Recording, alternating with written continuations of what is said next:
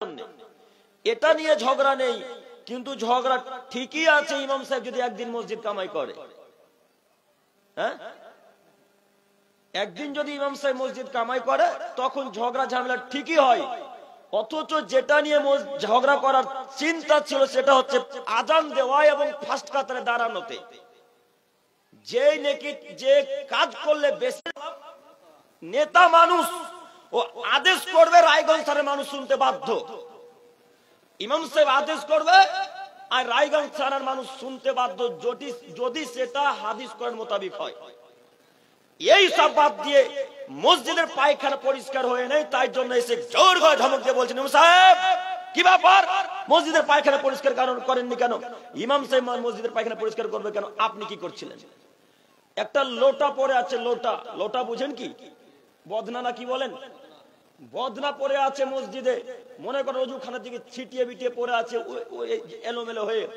তো যিনি সভাপতি সাহেব তিনি এসে বলছেন, ইমাম সাহেব মসজিদের বদনাটা হিসাবে পড়ে আছে, আপনি গুছিয়ে রাখেননি কেন? তো ইমাম সাহেব মসজিদের বদনা গুছানোর জন্য এসেছে নাকি? যে আপনি কি করেন? আপনাকে বদনা ঠিক করে রাখতে হবে, আপনাকে পায়খানা পরিষ্কার করতে হবে, আপনাকে মসজিদ ঝাড়ু দিতে হবে। নেকির বিষয় সেটা ভিন্ন বিষয়। ইমাম সাহেবের যদি ইচ্ছা হয় তো মসজিদ ঝাড়ু দিবে, যদি ইচ্ছা না হয় তো মসজিদ ঝাড়ু দিবে না। যারা দায়িত্ব নিয়েছে তারা মসজিদ ঝাড়ু দিবে, তারা মসজিদ পরিষ্কার করবে। বুঝেননি? সভাপতি সাহেব, ক্যাশিয়ার সাহেব, সর্দার সাহেব, সহসভাপতি সাহেব, এক কথা যারা দায়িত্বে আছে তারা মসজিদ ঝাড়ু দিবে, তারা মসজিদ পরিষ্কার করবে, তারা মসজিদের পায়খানা পরিষ্কার করবে, তারা ওযুখানা পরিষ্কার করবে। ইমাম সাহেব ওযুখানা পরিষ্কার করবে না? ওরা ইমাম সাহেবরা নেতা মানুষ, নেতা মানুষ এত সহজে কাজ করে না। আপনি কিভাবে তাকে ধমক দিয়ে কথা বলতে পারেন? আসলে আপনারা ধমক দিয়ে কথা বলছেন এই জন্যই যে নিজেকে মানুষ মনে করেন না, তাই ইমাম সাহেবকে ধমক দিয়ে কথা বলছেন। সম্মানিত তিনি ভাই, তো যে বাক্য বলতে চাচ্ছিলাম সেটা হচ্ছে এই যে মানুষ যদি জানতো প্রথম কাতারে দাঁড়ানোতে কত নেকি আছে, তাহলে টিকিট করত যে আমি আজান দিব, টিকিট করত আমি প্রথম কাতারে দাঁড়াবো। আসলে আমরা জানি না তাই টিকিট করি না। আজানি ফজরে রক্ত হয় না তো কে টিকিট করবে? যে ইমাম সাহেবকে যদি জিজ্ঞাসা করা হয় ফজর মুসল্লি এসে 5 জন, অথচ 2টা মসজিদ। হ্যাঁ বেটা, মসজিদ করা নিয়ে ঝামেলা করো বেটা, আর মসজিদ ফাঁকা পড়ে থাকে, তুমি মরে দেখো তোমাকে ফেরেশতা গিয়ে বাটাম ফাটা করে কবরে। মসজিদ নিয়ে ঝগড়া হয় অথচ মসজিদের লোক হয় না কেন? রাগারাগি করে মসজিদ তৈরি করতে হবে, কে বললো আপনাকে? মসজিদ 2টা তৈরি হবে মানে একটা মসজিদে নামাজ চলাপালে করতে হবে। মানুষ আঁটে না তখন মসজিদ তৈরি করব। বুঝেননি? কথা বোঝাতে পারলাম না। তো আল্লাহ নবী সাল্লাল্লাহু আলাইহি ওয়াসাল্লাম সাহাবায়ে কেরামদেরকে বলছেন, শোনো, যেই লোকটা ফার্স্ট কাতারে বসলো আল্লাহ তাকে অতীব পছন্দ করেন। আল্লাহু আকবার। কথা বোঝাতে পারলাম না মনে হয়। প্রথম লাইনে এসে প্রথম কাতারের সামনে বসলে কে পছন্দ করেন? আল্লাহ। তারপরে আল্লাহ নবী সাল্লাল্লাহু আলাইহি ওয়াসাল্লাম বলছেন, ওই যে লোকটা লজ্জা করে পিছনে বসলো, আল্লাহ তার উপর লজ্জা করে আল্লাহ তার উপর দয়া করলেন। বুঝেননি? লোকটা লজ্জাতে রাসূলের সামনে বসলেন না, তা আল্লাহ নবী বলছেন এই যে লোকটা লজ্জা করলো তো আল্লাহ তাকে দেখে লজ্জা করে আল্লাহ তার উপর দয়া করলেন, তার উপর রহম করলেন। আল্লাহু আকবার। তৃতীয় ব্যক্তির ব্যাপারে আল্লাহ নবী যে 3 নম্বর মানুষটা যে সামনে মধ্যে পিছনে না বসে আল্লাহ এবং তার রাসূলকে অপমান করে চলে গেল, আল্লাহ তাকে ঘৃণা করেন, আল্লাহ তাকে ঘৃণা করেন, আল্লাহ তাকে ঘৃণা করেন। হাজার হাজার যুবক ছেলে আপনার আর ছেলে মেয়ে এখন বাজারে ঘোরাঘুরি করছে, বলেন তো দেখে আল্লাহকে পছন্দ করেন না ঘৃণা করেন? যে জোরে বলেন, ঘৃণা করেন। ওই ছেলেটা রায়গঞ্জ থানার ছেলে না আমাদের জঙ্গিপুর থানার ছেলে? বলেন। ও রায়গঞ্জ থানারই ছেলে, তো ওকে আমি ঠেকাবো না আপনি ঠেকাবেন? ওকে আমি জঙ্গিপুর থেকে বাধা দিতে আসবো যে আব্বু জালসার স্থানে বসা লাগবে, তোমাকে বাইরে ঘোরাঘুরি করা যাবে না? কেন বাধা দিলেন না? দিলেন না কেন? ওই ছেলেকে আল্লাহ ঘৃণা করেন, কথা আল্লাহ নবী বলছেন। সম্মানিত যুবক ভাইরা, আপনাদেরকে আমি অনুরোধ করে বলতে চাইছি, আপনারা যিনারা এখন পর্যন্ত বাইরে ঘোরাঘুরি করছেন, আপনাকে যে কোনো মূল্যে স্টেজের সামনে আসার চেষ্টা করুন। ইনশাআল্লাহ আমি আপনার কোনো না কোনো উপকার করবই করবো ইনশাআল্লাহ। হে আমার প্রিয় দিনী ভাই, আপনাকে আমি আবার অনুরোধ করে বলছি, অযথা বাইরে আড্ডা না মেরে আপনি একটু আমার সামনে আসার চেষ্টা করুন। ইনশাআল্লাহ আমি কোনো না কোনো উপকার করবই করব, এটাই আমার আশা। সম্মানিত দিনী ভাই, আমি বলছিলাম যে এগিয়ে গিয়ে বসলে কে দয়া করেন? আল্লাহ। তাহলে এখন আপনাদের কি আমার বলার প্রয়োজন আছে যে এগিয়ে আসেন? যদি না এগিয়ে আসেন তাহলে আমি এখনো বুঝাতে পারলাম না হাদিস।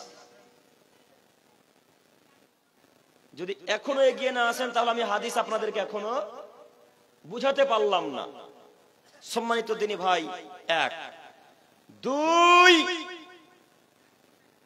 এবার আপনাকে যে কথা বলতে যাচ্ছি সেটা হচ্ছে এই। আচ্ছা বলেন তো, আমি প্রথমে একটা কথা বলেছি যে সামনে বসে থাকা দিনী ভাইয়েরা ও পর্দার আড়ালে মা ও বোনেরা, বলেছি কথাটা কি মনে আছে?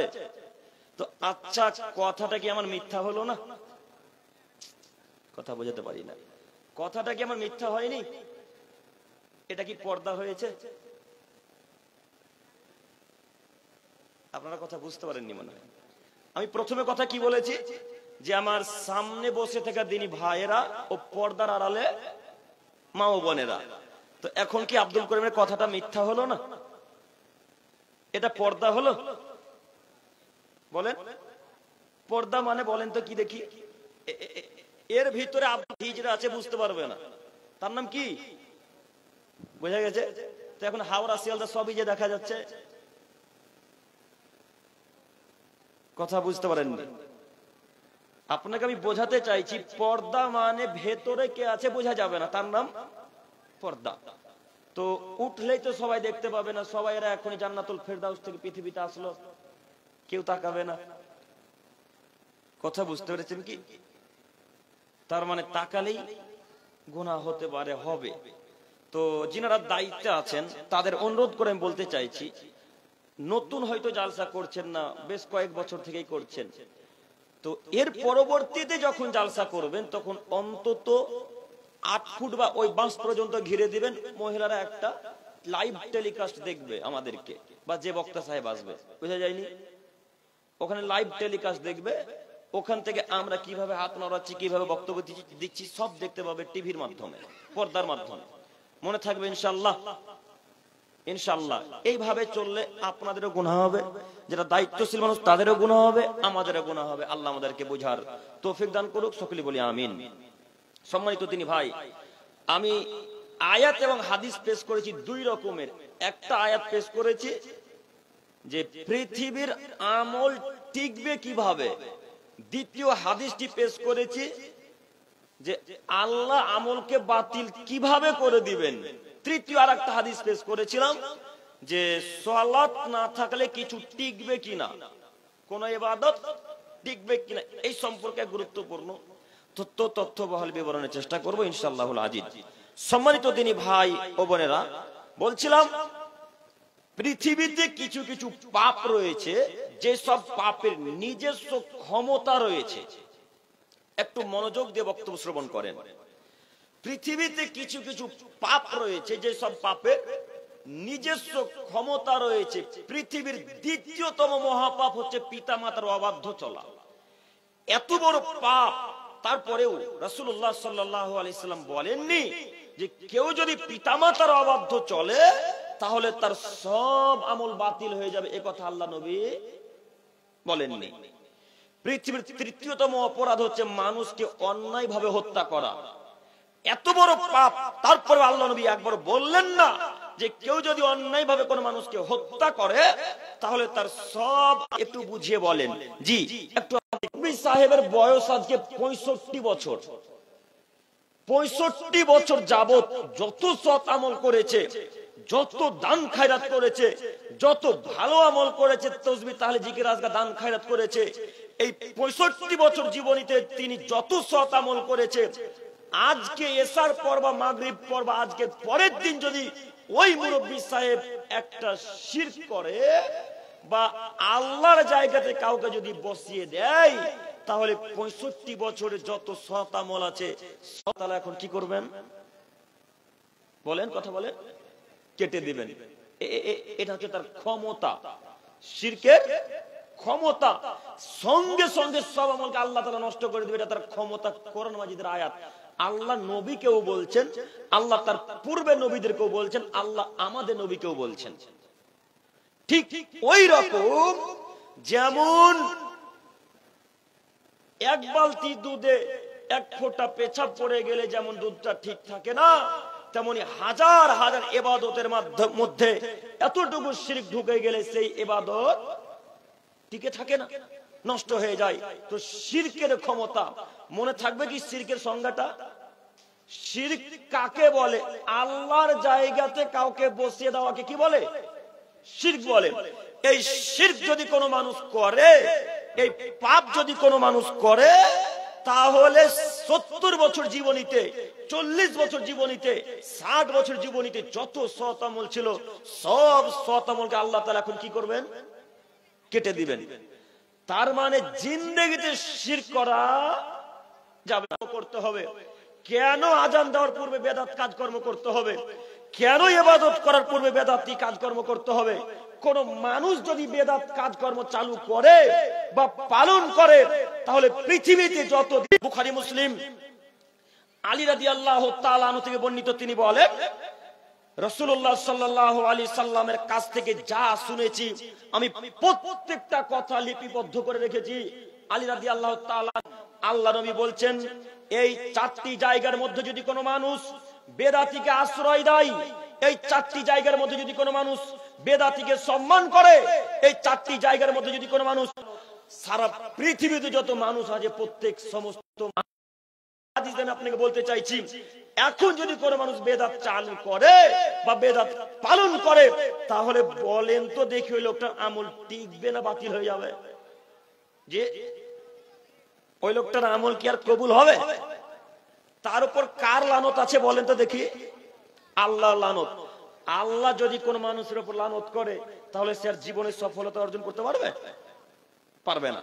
তাই আপনাকে আমি অনুরোধ করে বলতে চাইছি, শিরক এবং বেদাত থেকে বিরত থাকবেন। শিরকের সংজ্ঞাটা বলেছি, এবার বেদাতের সংজ্ঞাটা বলি। একটু আমার দিকে তাকান।